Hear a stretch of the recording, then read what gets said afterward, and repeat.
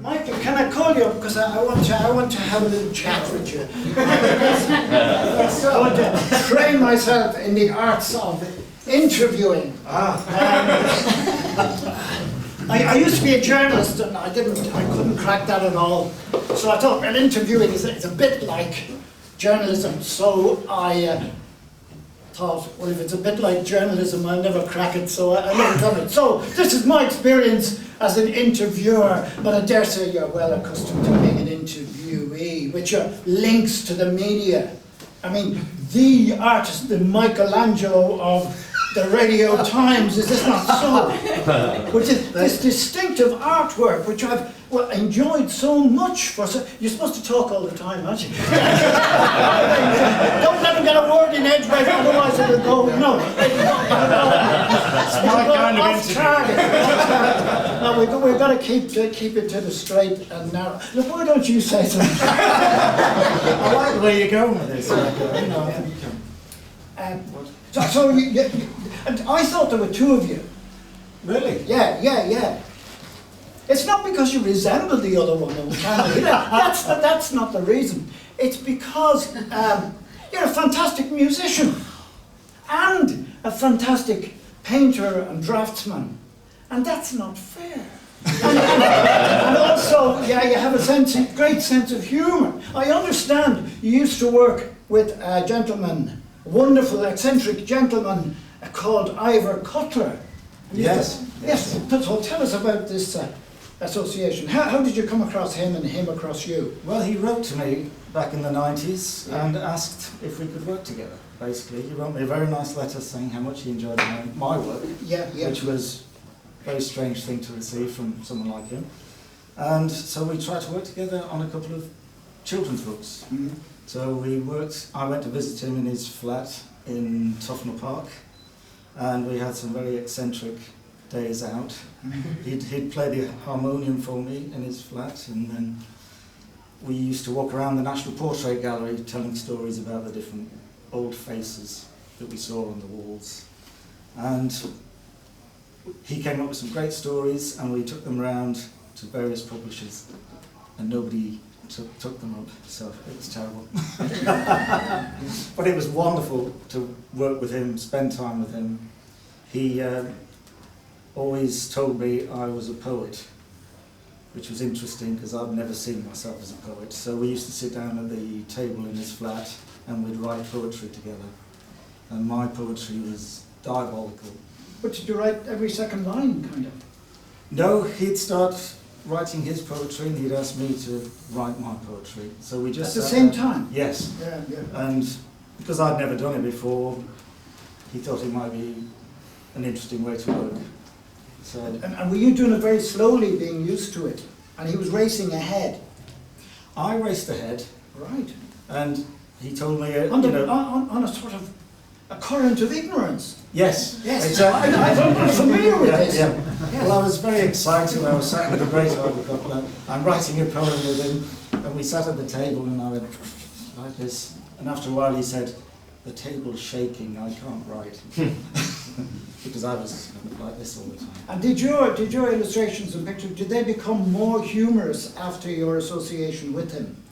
No, I think that's what drew us together. Right. I'd done a lot of work for W.H. Smith when they were running poetry competitions for children.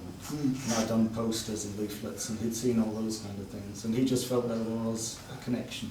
Right. So there's a kind of explosiveness in your pictures. I'm sure this is very healthy, but is that deliberate? Are you aware of this?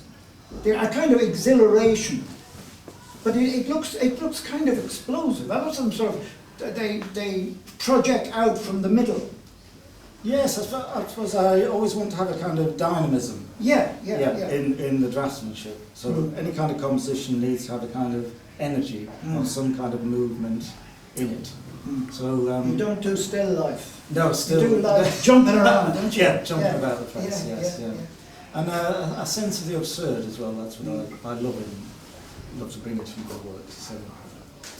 And do you use captions much? Do you use language much? Most of the ones I've seen of yours haven't had or haven't needed language?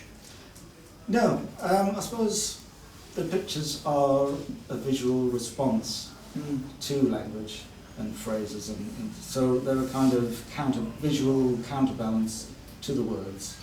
So in a way, they shouldn't always need words. And is your attitude to music the same as to pictorial, graphic stuff? I've no idea, absolutely no idea. But you're of Irish extraction. How far away are you from the Green Sock? My parents, both Irish, they're both from West Limerick. I grew up in Manchester. My dad worked on the building sites, my mum was a dinner lady. My father was a great musician, and so there was always music in the house, and that's how I learnt my music, from my father. And we spent our summers back in Ireland. So.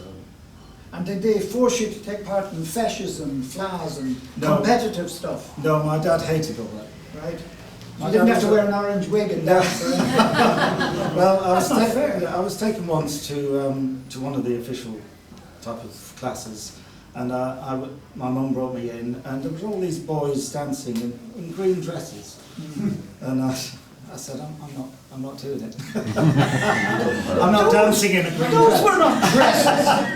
Those were I was an ignorant boy. But I tell you, I'm very sensitive on this kind of sexual confusion that you're going into. Because I was in Mayo last weekend.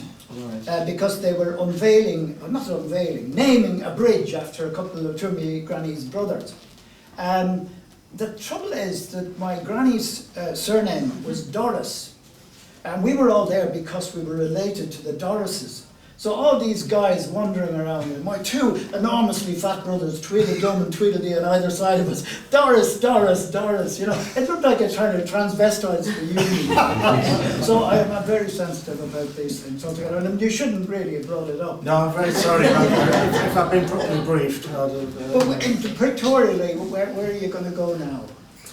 I don't know, I'm a freelancer, so it's all up in the air. There's just always...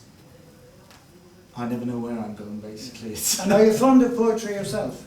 Yes, absolutely, yes. Right. Yeah. Well, did you enjoy the work you did on the book, which is yes, terrific? it was, well, often with my commercial work for magazines and newspapers, it's very strictly about certain areas of subject matter, like finance or law or medicine.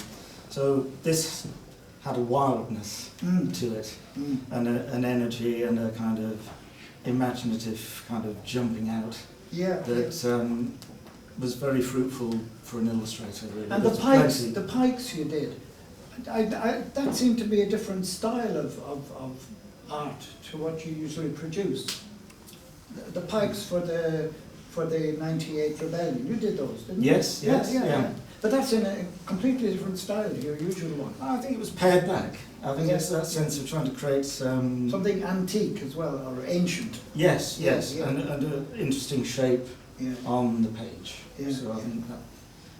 And you clearly took that very seriously. Yes, yeah. Well, there are certain aspects to the poetry that seem rooted in history. And then there are other aspects of the poems that leap out into the imagination and are almost kind of mythical.